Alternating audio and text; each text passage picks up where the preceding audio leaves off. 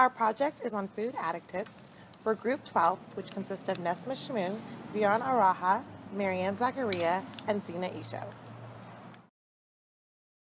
Our program goal is to improve the eating habits of college students by creating awareness and knowledge of the dangers of food additives among college students attending San Diego State University. Our purpose is to make sure that college students have a full understanding of what food additives are and the dangers associated with it that could affect their health. Our objectives are, by the end of the intervention, 35% of college students will be able to identify and explain to peers the nutritional labels associated with food additives and understand and explain to others what these labels mean. Every month, 10% of college students will increase their knowledge on a new food additive to identify health risks associated with it. And by the end of the study, 50% of college students will understand the various risk factors and threats associated with consuming food additives. Our study objective, along with our process objectives, is during the first year, 500 San Diego State students will participate in our monthly seminar activities. We will be using the health belief model as our conceptual model to determine the outcome to measure knowledge of food additives by determining the perceived susceptibility of food additives, the perceived severity of not understanding food labels, the perceived benefits of knowing and understanding risks related with food additives, the perceived barriers of changing their original eating habits, and cues to action to download our educational application and attend some monthly seminars, and self-efficacy to confidently learn and know how to read these labels and to change eating habits. Our evaluation questions consist of univariate, bivariate, and multivariate questions. Our univariate question is, how many students use the educational application? Our bivariate question is, will the seminars and the educational application influence college students to alter their eating habits? And our multivariate question is, how will culture, age, and gender play a role in the way college students will participate in the study and become motivated in changing their eating habits or behaviors? We measured our outcome through a quasi-experimental study, including both pre-test and post-test surveys. A pre-test survey was given to participants who attended our first meeting. At the beginning of our study, we recruited participants through flyers and emails that were sent out. Our monthly seminars were held at SDSU. The measured outcomes were done through our educational application that was downloaded. At the end, we measured how knowledge has increased through post-test surveys.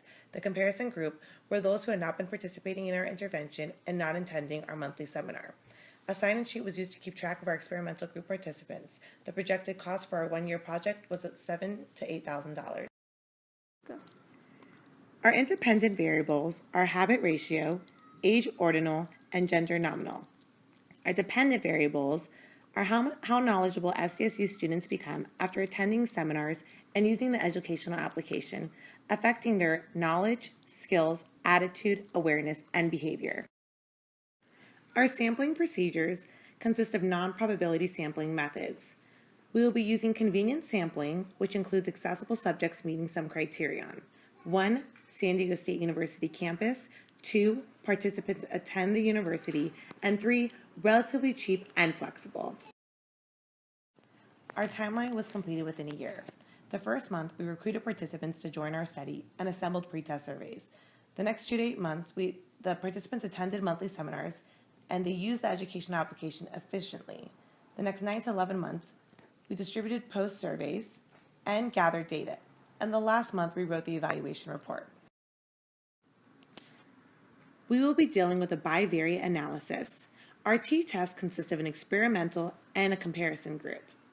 Our bivariate question is, will the seminars and educational application influence SDSU students to alter their eating habits? As a part of the experimental group, we focused on how many times SDSU students downloaded and used the educational application. And as you can see in our comparison group, it was 0. According to our survey questions, based upon our data calculated and received, 74% consisted of females and 26% consisted of males. One of the questions from the survey was, I know what food additives are. This graph indicates that there was an increase in what food additives are after the study. Another question from the study was, how many fruits and vegetables I consume daily?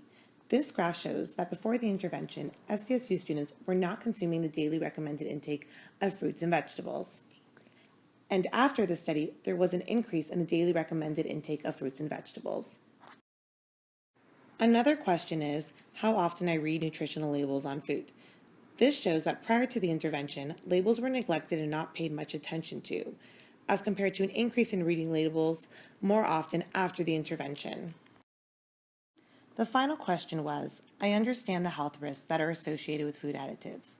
This shows that 91 SDSU students were not aware of the health risks associated with food additives.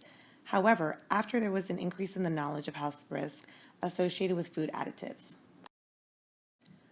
Our intervention had an experimental and comparison group, and based upon knowledge of food additives, the experimental group had a higher increase in knowledge as opposed to the comparison group, who did not receive any intervention, which indicates that overall our study and program was a success. The limitations to our study is that there is self-reporting biases through surveys, the contamination of our project, by learning and gaining knowledge of food additives on their own or through others, cultural differences because every student comes from a diverse background and has different eating habits. Some of the advantages is that our educational application is more accessible to students because they can access it more easily, and it's relatively inexpensive. The findings and the conclusion to our study are that after examining the data, we have found that there is an increase in knowledge in eating behaviors amongst SDSU students who are a part of the experimental group. There was no eating behavioral change in the comparison group. Also, before the intervention, SDSU students were not consuming the recommended daily intake of fruits and vegetables per day. However, after the intervention, this daily recommendation intake increased. So last but not least, eat right. Thank you for listening to our presentation. Any further questions?